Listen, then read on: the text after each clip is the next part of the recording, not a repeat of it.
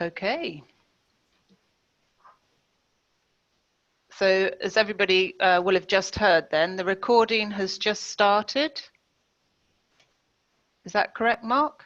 Yes, it's just started, yeah. Yeah, okay. Sometimes you get a...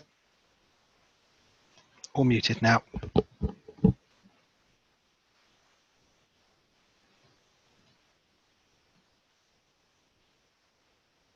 I think we may have muted Ruth, Mark. Oh, sorry. Let's have a look. Ruth, unmute yourself. Great. Okay. Sorry about that. Right, well, thank you all very much for your time this afternoon. We're all absolutely delighted in the Digital Experience Insight team to launch the new survey for 2019 to 20. So we've got a packed agenda in this webinar, and for some folk that haven't been able to join us live, they will be listening to the recording later. So for those that are here, just to be aware that it is being recorded for others to listen to later. So, Mark, if you could move on to the next slide then.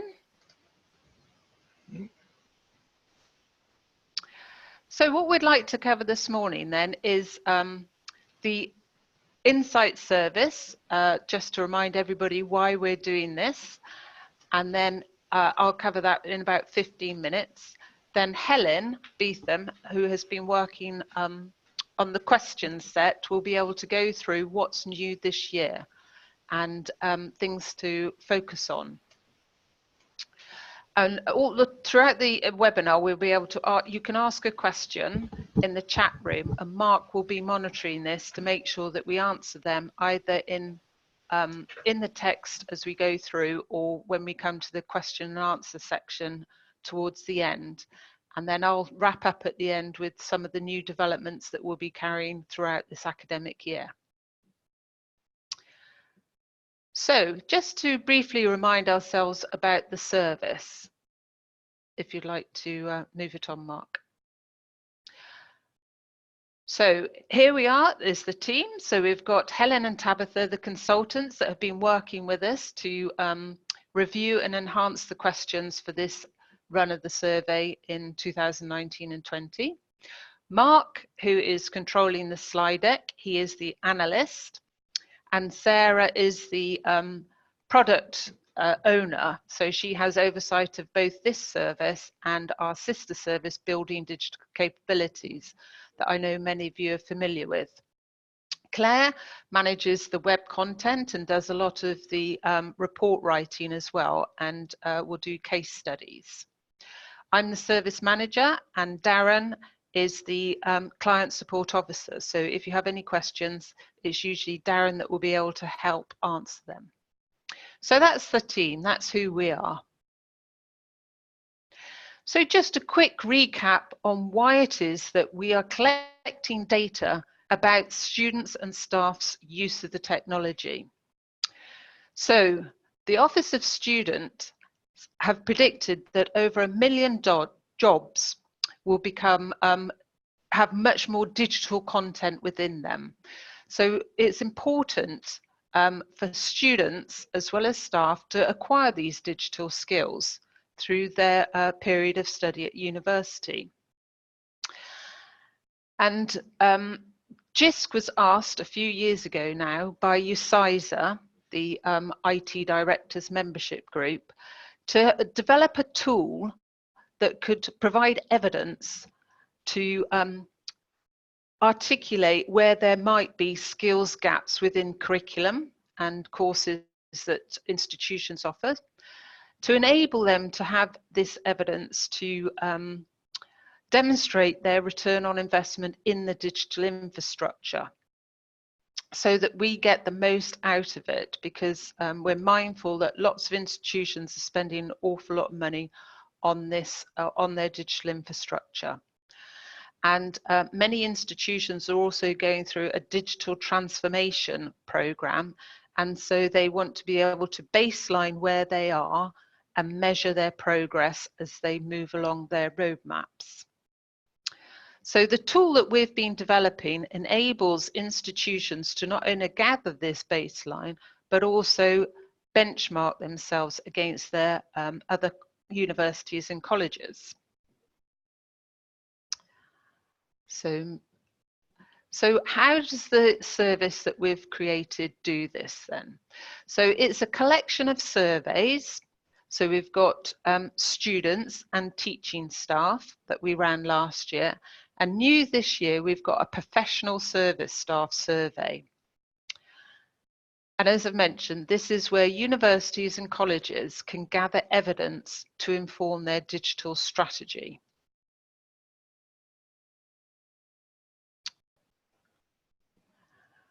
So the surveys then, they're all now open, and I hope many of you that are subscribing to the service have filled in your getting started form to tell us which of the surveys you want to run.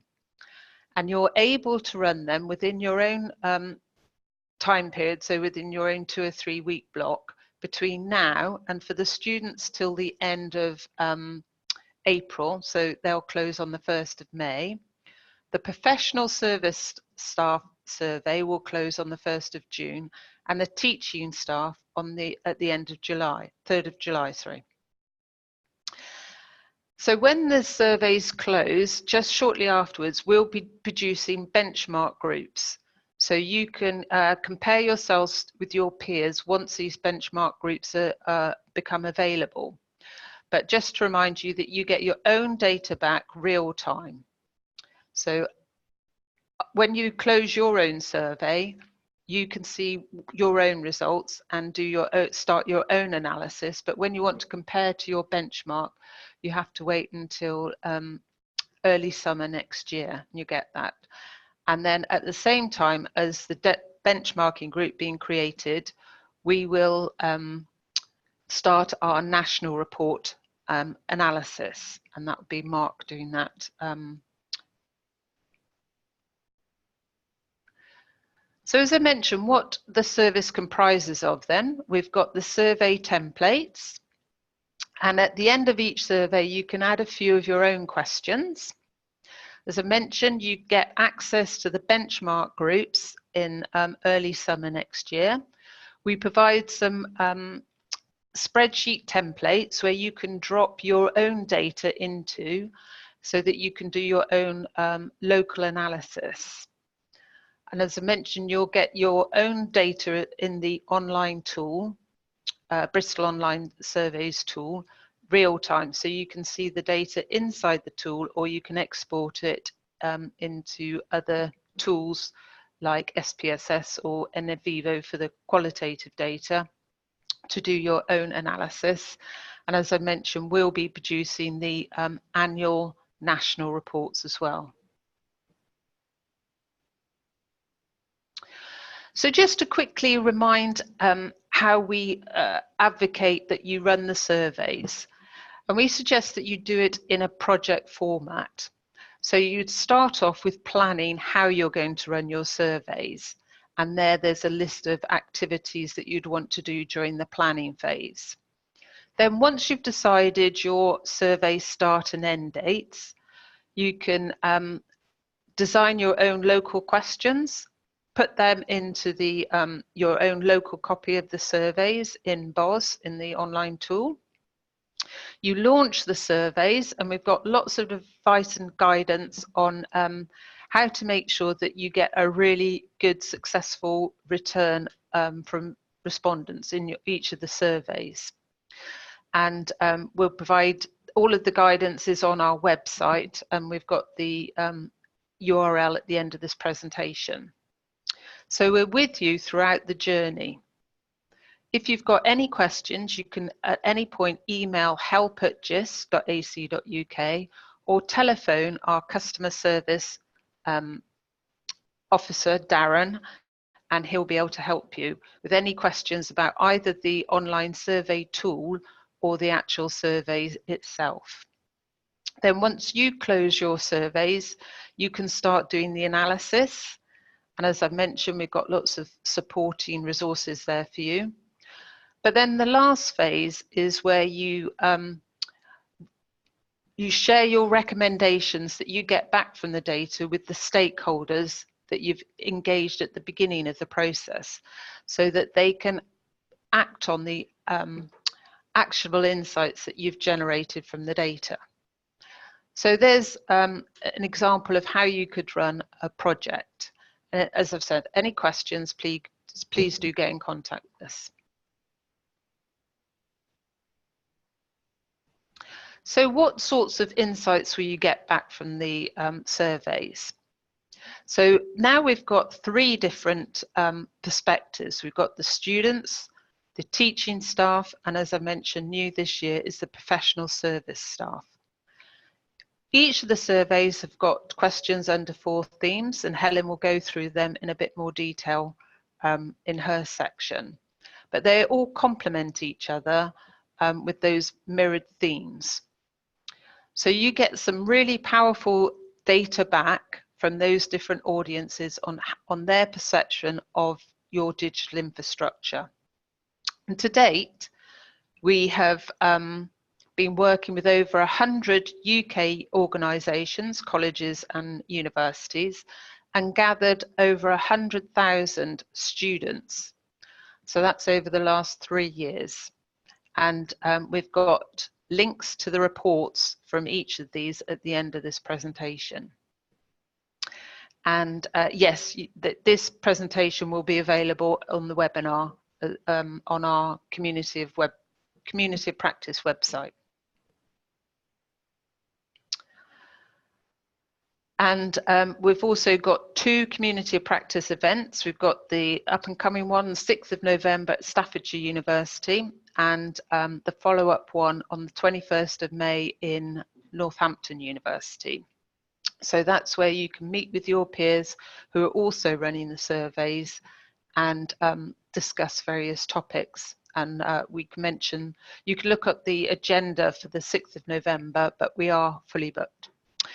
So as well as the reports, we also produce other supporting resources, like this one that we've developed with the National Union of Students, where we created a roadmap that help you understand under the 4 themes within each of the surveys, where you and your organisation sits along a continuum that has 4 articulated areas of provision.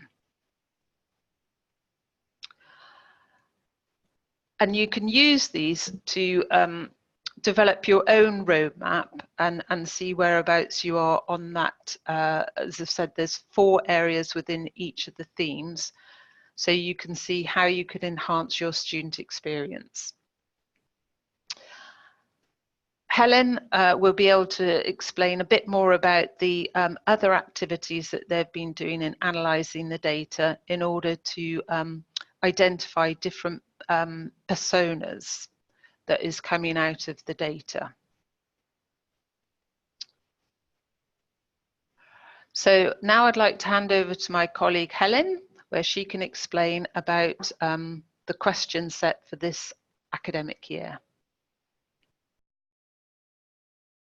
Hello everyone, thank you Ruth. I hope people can hear me okay. I will very briefly... Yep, we can hear you. Thank you Mark. I'll very briefly say hello and then disappear again, because it's nice at least to know there's a person on the end of the voice. So thanks Ruth. So Ruth and Mark asked me to say a little bit about the work I've been doing with my colleague Tabitha to prepare the questions for relaunch this year. And I'm going to talk about these 5 things. If you haven't done the surveys before, you're very welcome to ask more general questions about the question design and the 4 quadrants. If you have done it before, then maybe some of what I'm saying will be just sort of tickling your interest in what's new this year and how we've responded to the data and the feedback from all of last year's survey. So I'll look at these, the principles that we follow when we do question redesign, what's new this year, which is 2 and 3. And then, as Ruth's already touched on, some of the new guidance and mapping that's there for you, which Mark will pick up on and give you the links to when I finish speaking. Please, if you want me to explain something, put a question in the chat box or just say, can you stop and go back over that? And we will. So Mark, if you're okay to move things on to the principles for question redesign. So Tabitha and I have been involved right from the start in the whole rationale for this project and the research behind the original sets of questions.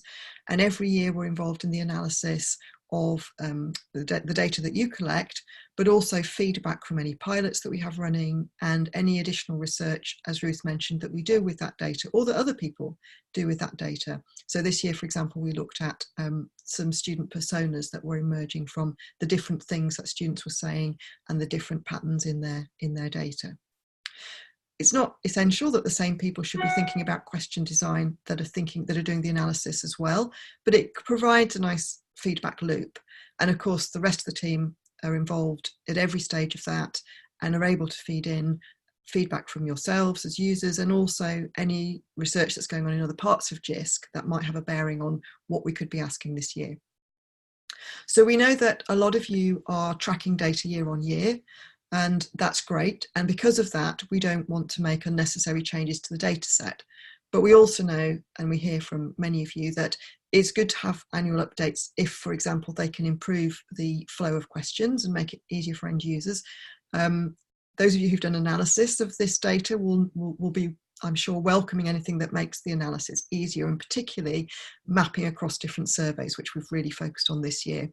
And then any emerging issues, for example, in the qualitative data, which I spend a lot of time looking at, sometimes issues emerge that are not there in the closed questions and that become clearly so urgent that we say, actually, we think we should have a closed question about this, or that might help us to understand how to ask the closed question more clearly or better. So if we're going to make changes, we look at the feedback on last year's survey, and we have an expert panel for every survey, the student, teacher and professional staff survey, and we will have for the new researcher survey. And we look at what they're saying about the survey, how the experience was for them, which questions they were able to action most easily, which questions they could interpret most easily, any questions that perhaps didn't perform as well as they might have done. We look at the actual data around the performance of questions, particularly if there's any big drop-off in response rates, which suggests that a question is not being understood very well, or students are not keen for one reason or another to answer it. We also have every year a pilot running. This year it will be the researcher pilot, and we use that pilot as an opportunity to include any new questions we're thinking of and to see how they perform in a lot of detail. So this year, some of the new questions that are introduced across the student and teaching staff surveys were piloted last year with professional staff, and we looked very carefully at how they performed and what kind of data they yielded. So as I've said, anything we can identify from the free text feedback or from other areas of Jisc work. This year we've talked a lot to the learner analytics team about issues that they're uncovering, particularly in curriculum analytics, that we could perhaps gave us a bit of nuance to some of the questions we were already asking.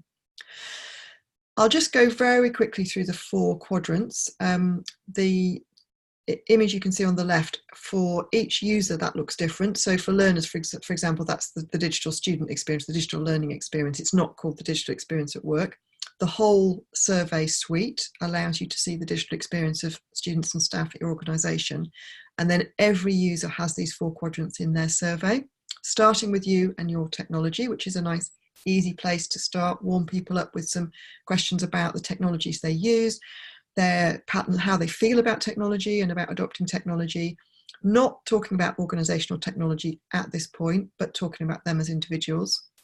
Then we get into technology at your organisation, and we ask a whole lot of very comparable questions to students and staff, whatever their role, about how they experience the basic infrastructure, things like Wi-Fi, the desktops available, loan schemes, kind of the quality of software, and then slightly more specific issues around, for example, the particular systems that different staff in different roles might be using. Then we ask about how you use technology in your role, whether your role is being a student, when we say technology in your learning or technology on your course, or if your role is being a member of professional staff or teaching staff or research staff. And we get into a bit more detail of the kind of things that you would do regularly as a learner with technology, whether it's yours or your organisation's.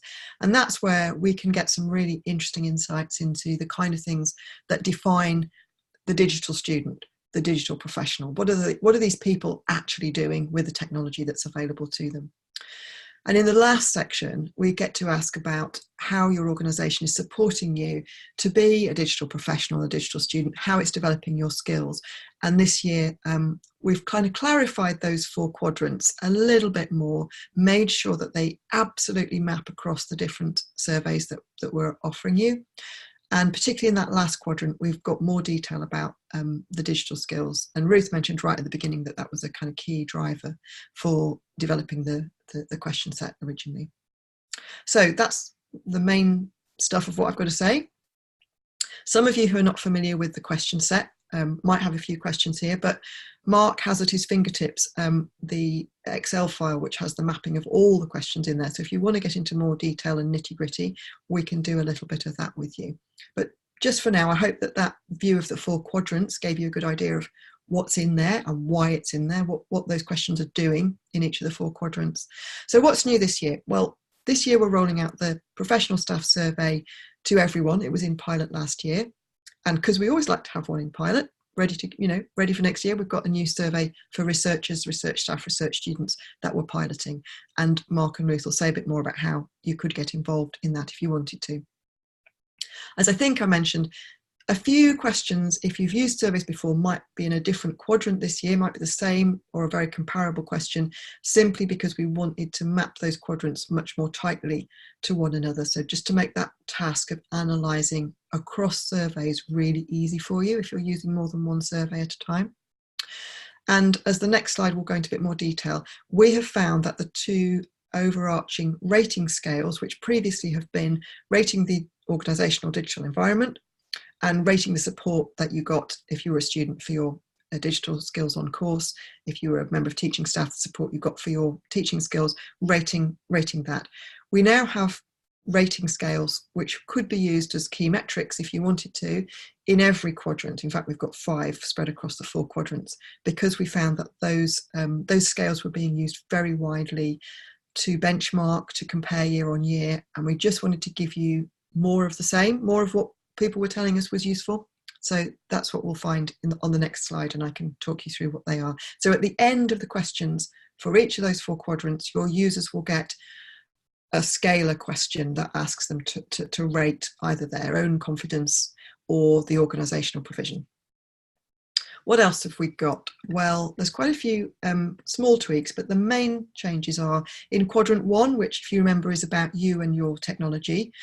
We've got some new attitudinal questions about attitudes to technology adoption, and we've designed those based on the persona work we did last year.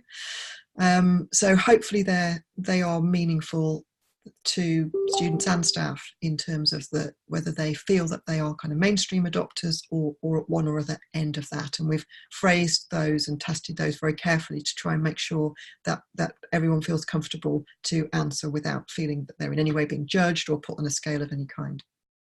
We've also got a new question about whether students and staff have worked or studied in other organisations. We think from the free text data that this makes quite a big difference to how critical individuals tend to be of organisational infrastructure and provision. The questions we were asking about length of time at an organisation weren't exactly giving us that information. So we think it's going to be really useful to you to know whether a group of your students and staff who have experience of somewhere else are very positive, more positive about what you're offering, or less positive.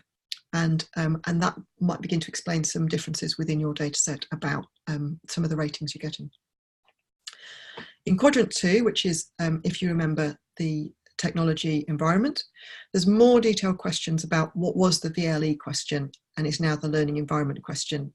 There are issues with asking about this thing called the learning environment that you can all imagine, and I'm happy to say a bit more about how we've tried to tackle those. But just for this year, you will be able to put in the name of your learning environment. You'll be able to adapt the survey so that what your users see is what you call that thing. It doesn't matter what we call it, it's what that your users call it that they will see. And we think that's going to make a big difference to the quality of data you collect about that. In quadrant 3, which is the one about your digital practice, essentially, we have made some updates to what we saw as key learning practices, key teaching practices and key professional practices, which have come largely from the qualitative feedback we got from the end users. So some of the things we were asking about, we've just updated the language slightly. They should still be comparable. And in other cases, we've introduced completely new issues like, for example, using of AR and VR, which wasn't a thing. And now it's not a major large scale thing, but it's very interesting for organizations to see if there's any activity going on around using virtual reality in teaching and learning. You can begin to track that now. And in the last quadrant, the questions we've asked in the past about digital skills, we've really tuned those up this year. We've asked more detail. We've dropped a couple out that weren't giving us anything actionable, weren't giving you anything actionable. We've added new skills questions in. And a question we brought in from the pilot of the professional services that we really liked, that performed really well and that users really liked, was we just asked a very simple question of end users: when have you discussed your digital skills? So making it an occasion, so it's a very concrete thing they might remember having done. So obviously with students, we'll ask them at inductions, an obvious time to ask, but there's also other circumstances in which they might have talked about their digital skills that we ask about. Same with staff, have you talked about this at appraisal, in staff meetings? We've got a range of we think that this is really powerful nudge information for organisations to know that here are a whole set of occasions on which digital skills could be on the agenda. And also now you've got actionable data from your students and staff to tell you what are the occasions in which really the opportunity to do that is being missed. We think that's going to be really actionable and useful, hopefully. Everything, including the spreadsheet with the questions, is available online. We just thought it was useful, Lena, to go through how you might use it with you before just giving you access to it, because it's quite a beast. It's quite a big beast. I'm sure we can all let you know that. So those key metrics that I mentioned earlier, the first quadrant is about confidence. It's a confidence scale, and we don't just ask them that question cold. We've led them through a set of other questions to help people to understand what we mean by this question. How confident are you trying out new technologies? And it's a well-tried scalar question. In quadrant 2, we've got the existing scalar question, which is very popular. How would you rate the quality of the organisation's digital provision? Software, hardware, learning environment. And again, that comes at the end of a whole set of questions about the specifics, like Wi-Fi, like software, like learning spaces, like meeting spaces. So, they know what we mean when we ask that question. It's not coming at them cold. Quadrant 3, we've replaced a confidence question with a motivational question. So this is from the teacher survey. How motivated are you to use technology to support your teaching? Equivalent questions for learners and for professional staff. So we've got 2 kind of personal scales, one about confidence and one about motivation. And we've got 3 provisional scales, one about infrastructure in quadrant 2, one about the quality of teaching and learning, which is in quadrant 3, and then a new one in quadrant 4, which is about the quality of support for developing your digital skills, which we've separated out from that question about the quality of teaching and learning, just to try and focus attention really clearly on what we mean by digital skills. And again, they don't get to that question till we've asked them some really detailed questions about the kinds of skills they might be getting support to develop and the occasions on which they might be getting that. So again, none of these questions do our users arrive at cold.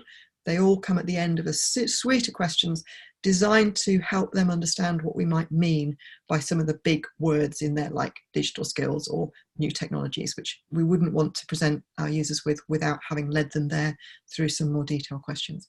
Those are the key metrics, and we really hope those are going to be useful. And I think my last slide, if we could move on to it, Mark, is about putting that all together. So, yep, several of you are asking about how you can share this stuff. This is just a peek at a part of the mapping document that we've mentioned. So in columns A through to F, you have the questions for the student, which comes in a variety of flavours, you will know. So students, FE, HE, online, work-based learning and adult learning. There's a variety of student flavours there. There's the teaching staff survey and the professional staff survey. And next year, there'll be an exciting new column there, which will be the researchers survey. In those columns, you get the questions in order, in the 4 quadrants. So it's very easy to map across the different versions you might be using. You might be using 2 or more versions of the student survey and a teaching staff survey, for example. You can really clearly see how the same questions or comparative questions are being asked. So we don't ask teaching staff exactly the same questions as students. We might ask students, do you get to use a quiz in lectures? And we might ask teaching staff, do you use quizzes in your lectures? So they're not identical questions, but they're questions you can clearly map across and compare across if you want to. Then you've got a column of notes, which explains what that question is doing in there, how it's arrived there. And there are more detailed notes as well in a separate spreadsheet, which gives you more guidance on how to analyse all of this. And then finally, in those remaining columns, you get the numbers that those questions were in previous years. So if you are trying to map questions across year to year and they might have moved or, you know, not been exactly the same order, then it's very easy to map those across. Again, I know that's not going to be an issue for all of you, but for those of you who've been using the surveys for a couple of years, it's really aggravating if we move the questions around and you can't easily map it. So I hope that answers your question, Bronwyn. Yes, you can track back to, you can certainly track back to last year, and we have the mapping document from last year, so available online. So it should be fairly straightforward to map again. I'm going to leave Hillary's question about the challenges for a minute while I just do this last slide about guidance. So these slides, as Ruth and Mark have said, will all be available. More usefully, though, I think, is a set of slides that have been designed simply for presenting how to use the surveys and where all the guidance can be found. So it just really walks you through step by step, section by section, how to do this, where the guidance is. Right at the front, though, there's also two big sections about what the benefits might be. So if you're having that discussion in your own organisation about what you might use this for, when you might use it, how it might be of benefit, then you've got those slides that you can clip and use locally to if you want to make that case or to have the discussion. You know, it's also open to you to say, well, you know, that's not a benefit we want. Those are all available in one package now for you. Some of the things that are referenced from those guidance slides include the templates that Mark and Ruth mentioned. So, you know, we don't leave you to create your own communication media, for example. We provide templates for that you can customize. We don't just leave you with your results, easy though it is to read them off in online surveys. You get a series of templates that you can use to create posters and slide decks and reports for yourselves. And this Excel mapping, which should be, you know, the key document for allowing you, now that the service has got more complicated, we really want to try and make it as easy as possible for you without pretending it's, you know, very, very simple. We want to make it really easy for you to map questions across your different user groups and year on year. I'm going to stop before I come back on that question about the challenges of assessing the learning environment. Yeah, I'm happy to come back on that, Hilary, but I just want to stop because there might be lots of questions, and Mark, Ruth and myself, and also Sarah and other members of the team can take those for a few minutes now. Thanks, Helen. That's great. I've not had any, apart from the ones we've already mentioned, we have not had any other questions apart from the one from Hilary come in. So I don't know if anyone wants to unmute and ask any questions directly to us, or whether you want to send a message in the chat room.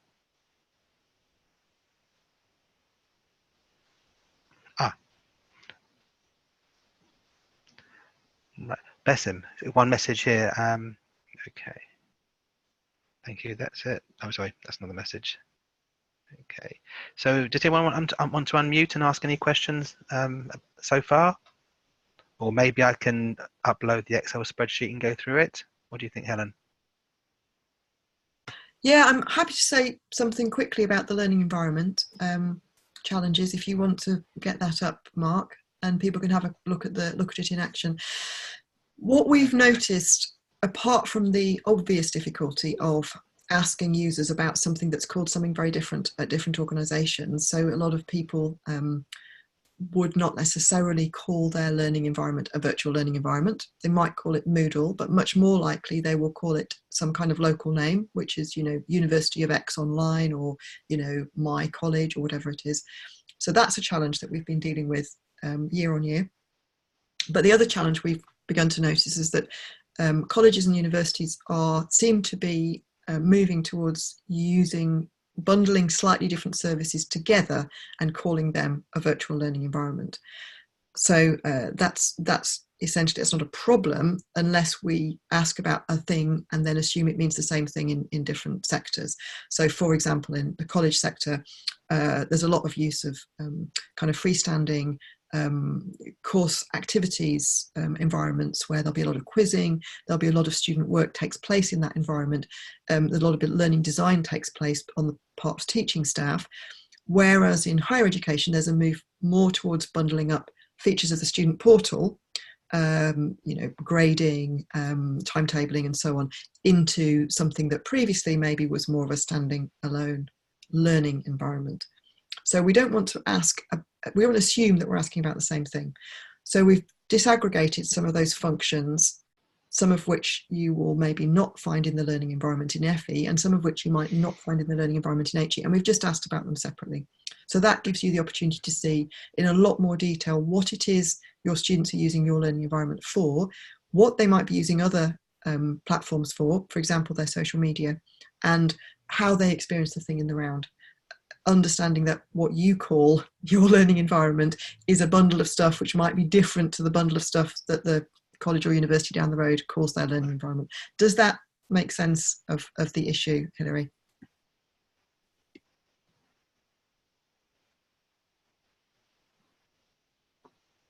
Thanks, Hilary. Helen, can you see the Excel spreadsheet up, or are you still seeing the PowerPoint slide at the moment? Yeah, we can see the spreadsheet, Mark. Okay. Is there any particular part you want me to go to, or a general look at it? I think we could just show people that there is the README sheet at the front, which is hopefully nice and simple, and just talk people through what you need to know before you start and how to use the spreadsheet. Okay. And then if you just went, sorry, you go. Sorry. Or if you just go to the first quadrant. Yeah. So there are 4 sheets, one for each quadrant, and what you can see is that the green questions are the same as they've been in previous years, and you can track the numbers across on the right. The purple questions are either new. So here we've got, for example, that question I highlighted about working in another organisation in a similar role. And then clearly you can see that they're either new, or in some cases they have been ported in from one survey into the rest of them because we found they were performing really well. So hopefully it's very easy to track across left to right to see the same question appearing in all of the surveys that you're delivering, and also easy to track back to previous years using that those columns on the right. And some of those notes columns are explain in more detail why that question is in there. So this one is just a kind of historical note that has been trialled in the professional services staff survey, but some of them give you a little bit more guidance about how you might analyse that question because of why it's put in there, what research inspired us to put it in there, or how it's been used in previous years, something of that kind. And just to add, there's a tab for each quadrant there. You can see them going through them now. There's also, which I need to update, just some background information about the best way to go about sort of methodologically comparing across surveys. So this was from last year. We're going to be updating the text on that as well. So the general process is you're looking at the README first about how to use it, what the different colours mean, then some sort of methodological way of looking at how you compare it, and then you've got the raw data here where, as Helen's gone through for each of the surveys here, columns A, B, C, you can see the questions next to each other. Green is the same. If it's a new one, it's purple, the notes column. And then, of course, the last 3 are relating to the previous year, and the number there, which I'm right, Helen, is relating to what question it was in the previous year. That's right, yeah. But we've got a question about mapping it back to 17/8 to earlier years, and we may have to bring in the mapping we did from 17/18 to 18/19 just to help with that. Yeah. I think it's something that's a bigger piece of work then to try and put it all into one document. Apart from that, it starts to get very convoluted and complicated. Yes, and of course, lots of people might be only using 1 or 2 versions of the survey. So, this is really helpful then just to give you the questions in another format, I guess. People like the PDF of the questions from online surveys, which is the platform we use. And I would say, this is something we need to say really clearly. If you're thinking of trying out some questions, don't try them out with this Excel spreadsheet, because the experience of doing the questions in the online surveys platform is so different, and we've designed it to flow in a certain way and to look a certain way. So, you know, if you're reviewing the questions to think, do we want to do this, or how will this play with our students or staff, I would urge you to do that using the PDFs that come directly from the online surveys platform, so you get the real user experience, and don't try and get a sense of the user experience from this Excel spreadsheet. But of course, it's a really handy ready reckoner of, you know, oh, you know, where's that question? Oh, it's in this quadrant. Okay, I can see how it relates to these other questions.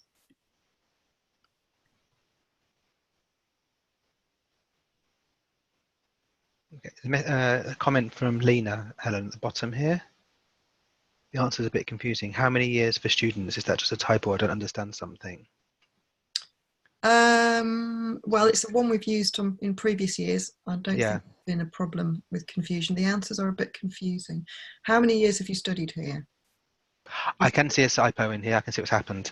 If you look at cell B4, it's got 2 to 3 years, and somehow it's flipped there. That should be 2 to 3 years across them. Oh right, yeah. Okay. So I can make a note of that. Again, this is still to do a final proof on anyway, so it's sort of hot off the press. So thanks, Lena, for spotting that. It does look, yeah, I can see that. It has flipped over. Yeah. Thanks, Lena. This isn't the version in online surveys. This is just developed from that for your yeah. So any other questions? Anyone want to speak at all? Take themselves off mute? Oh, Ian spots another one. How old are you? Yeah. This what's happened here, I think, is it's been copy and dragged across the questions, and it's just as you drag it across there, it's sort of adding on one each time. So yeah, thanks for that. We'll spot those two there. As you can see, it's a massive document, and it's, you know, it's taken a long time, you know, to try and bring them together. So we just need a bit of proofing on that. So well done, Ian and Lena, eagle eyes. Yes, thank you for that. But I think we wanted to share this with you. I mean, you'll see, as Mark said, that the README text and the data analysis text also needs kind of going through, but we just wanted to share with you that you would have this opportunity to map everything across with some proofreading, definitely. And also to say, obviously, comparing between the surveys, if you do more than one, this is where you really get the value. And this is why this document is so important, to be able to really get a bird's eye view of your organisation and see where you can compare. I think that's a really important point, Mark, isn't it? Because I think the value of the services has grown when we originally set out just to focus on students, recognising now that there is great value in getting user views from across the organisation. And I think here, particularly with the redesign of the questions that Helen has described, is where we're really going to start to see the value, the differences, the similarities coming through. And I know, you know, we've just had some interesting discussions over the past few weeks around how this year's student results were looking in comparison to teaching staff. And I think, you know, within an organisation, to then be able to pull in the different stakeholder groups around the table and look at the value of what the data is saying, what evidence you're being able to gather in order to be able to evidence the digital developments that you're making, the impact that those are having, and in a sense being able to have that proof that the investment, the work that's going into digital is actually improving the quality of the overall digital experience of all users. But secondly, also highlight those areas for development, as we know that there is still, across the national picture, areas in particular which are still sort of key concerns for us. So, you know, I think the work that's gone in, the thinking that's gone into this, and, you know, Helen, I know Tabitha isn't with us today, but I know equally, you know, you've both done a huge amount of thinking along with the rest of the team around the changes and the nuances and, you know, the ways that we can answer the questions in a way that is going to give us back that sort of actionable data and that evidence. So I'm really excited to see how the surveys start rolling out, you know, and really looking forward, I think, to following yourselves in terms of the developments of those within your own institution, and importantly thinking about the, you know, the richness of the information that you're going to get back. Interesting question from Ian here. Is there any enthusiasm for a regional chat group in London and elsewhere, there may be similar areas for local questions. I'm not sure that's something, Sarah, that's been, or Helen's been done in the past, or? No, I mean, we've tended to have the national list, and I think, you know, do make use of the subscriber list for those of you that are subscribers, which is really important because it is a very valuable source of you know, answering and you know, coming up with solutions to some of the common queries that you may all have. I think regionally, I think, yes, you know, I don't think there's anything stopping anyone if we did want to look at you know, volunteers to set up some regional groups, but I think you then tend to perhaps dilute some of the discussions. So I think at the moment, I think it'd be great to see that happening on the main subscriber list. But equally, perhaps that's something, you know, at a next community of practice in May next year in Northampton, we might want to have a little cluster activity around and see if there is interest in that idea. So thank you, Ian. That's one for us, I think, definitely to look at. Any other ones, Mark, that came through? No other questions come in, no. Yes, I think just to pick up on Helen's comment there about the expert panels, I think going back to 2013 when we started this version of our digital student research, everything that we have done has very much been driven and informed by consultation with our FE and our FG community and the students. So I think that's something that we feel very strongly about. And definitely the expert panels that have informed this year's work around both the student teaching staff and professional services staff have been really valuable. As we say, we cannot do this in isolation. It very much has to be part of a consultative process with our expert panels and obviously with our subscribers as well. I mean, it's interesting the point you're saying about the location, because obviously we have these webinars which are great for people to talk, but obviously they still don't replace face-to-face. And obviously we have our community of practice that only happens so many times a year. But if there are certain areas where there is the possibility of people meeting up in a small group face-to-face to talk about issues, that would be something interesting. Yes, definitely. No, I think the important thing is actually we encourage the conversations and discussion at every level, you know, nationally, regionally, and locally, because it's only when we can start to make others in our institutions in the sector aware that this is not just about, you know, technology enhanced learning or technology. It involves HR, involves registry, involves all aspects of the university or college, and we need to be making sure that we have got the engagement with those different stakeholder groups as well. So we might come back about that one, Ian, and have a chat about it. Thanks a lot, that's really helpful. No other questions in. Did anyone want to speak? We've got 10 minutes left. There's one. Ruth's going to come back. Ruth, do you want to come in now and talk about developments? Yep. So hopefully everybody's got a good overview of the full service now. But as Helen mentioned, we also always like to innovate and make sure that it's still fit for purpose. So this year, as she's mentioned, we're developing the last core survey around researchers, both as teaching staff and as the student researcher. So we see that that's the last sort of key group within an organisation that isn't yet covered by the existing surveys. So we're just about to start opening up invitation to universities and any specialist colleges in the UK to work with us on developing that question set. So please do get in touch with me if you're interested. Then also another growing area for UK universities in colleges is transnational education. And I know HESA has got 5 categories of transnational education.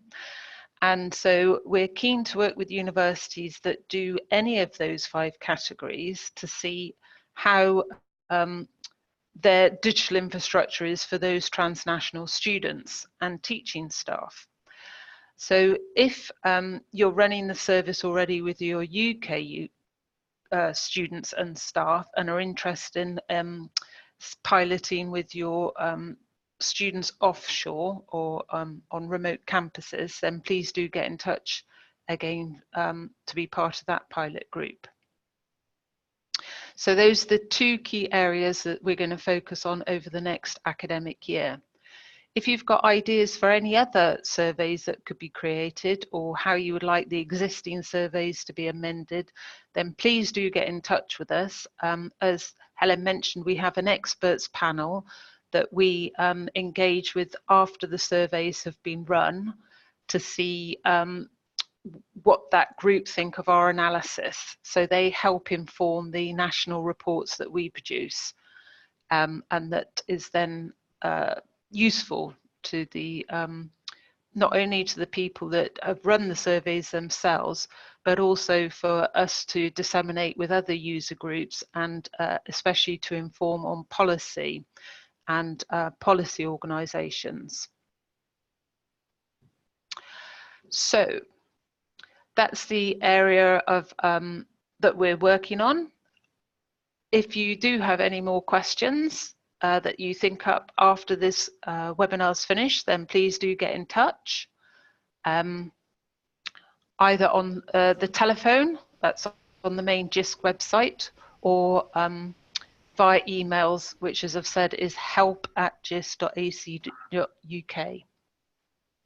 Ruth, did I say a little something about the teaching staff report? Yep. So sorry, I was just gonna. So one of the exciting things that will be part of the 6th of November is the launch of the new teaching staff report, and Sarah will just give us a few words about what is included in that. Thanks, Ruth. Well, I think it was just really watch this space. I think the teaching staff report is going to be a really interesting report with some very key findings there that I think will be important at a national level, I think, to surface, as well as, hopefully more support for yourselves in terms of resourcing that's needed for digital, and in particular areas around digital skills for staff. So we will be actually having an official launch on the 5th of November with the Association of Colleges for a part of the Future Colleges Commission. And then we will, of course, be sharing that wider on the 6th of November at our Community of Practice event. We will be obviously having copies available on our website shortly after that. So we will be making sure those links are emailed round to everyone from our report page. But also do keep an eye out for that report when it's released. I think that will be really valuable. Thank you, Ruth. Okay, thank you, Sarah. So I think we're nearly at time now. So unless anybody has got any additional questions, I think we'll wrap up. So thank you again for your time today. And please do get in touch if there's anything else you'd like to know about the service. Okay. Thanks everyone, and I will send out a recording of this presentation and the presentation itself and the chat room. I'll send it out via the Jisc mail list tomorrow. So thanks everyone for taking the time out to attend, and thanks Helen as well for presenting, and Ruth.